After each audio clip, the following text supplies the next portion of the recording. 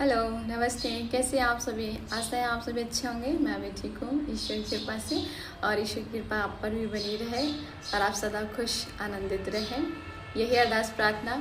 तो किसी एक भाई ने मुझसे ये शेयर किया कि उनको ना ओवर थिंकिंग होती है, बहुत ज़्यादा विचार आते हैं। ओवर थिंकिंग का मतलब बहुत ज़्यादा विचार आते हैं, एक के बाद एक, इतना कि जहाँ आप होते हैं आपको महसूस ही नहीं होता कि आप वहाँ हो भी। अचानक से आपको कोई याद दिलाता है या आपको हिलाता है, तब पता चलता है अरे मैं यहाँ हूँ भी।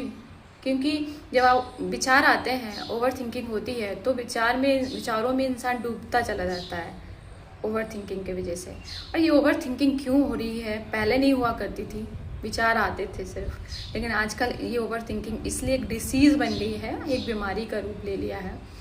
उसका कारण सबसे बड़ा यही है कि हम एक दूसरे से कोई भी रिश्ता हो, कहीं भी, या ऑफिस में या घर पे, फैमिली मेम्बर्स जो भी है या फ्रेंड्स में, हम एक दूसरे से बातें शेयर करना बंद कर दिया है। हम एक दूसरे से बात नहीं करते, बहुत कम करते हैं।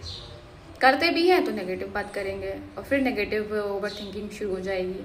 तो इंसानों ने ना ऐसा माहौल बना लिया है आसपास कि वो एक दूसरे से बात शेयर नहीं करते। फैमिली में है कोई नाराज़गी है या कोई ऐसी बात, तो वो उसकी वजह से नाराज़ रहेंगे और बातचीत नहीं करेंगे।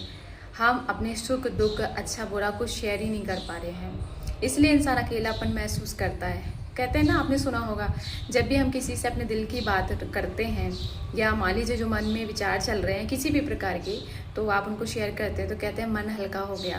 मन हल्का हो गया मतलब किसी को आपने अपना समझ के कुछ बातें शेयर करी और आपको अपनापन फील हुआ, इसलिए आप लाइट फील कर रहे हैं, क्योंकि जो विचार था दिमाग में वो निकल गया है, किसी को शेयर कर दिया है। और शेयर करने से सम टाइम दोस्ती या प्यार भी बढ़ता है।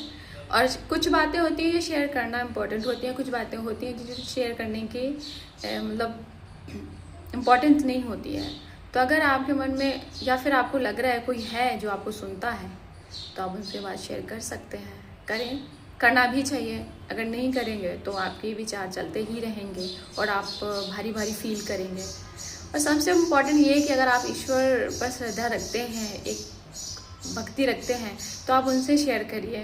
ये फिर वही बात होती है कि माइंड टू माइंड चैटिंग होती है।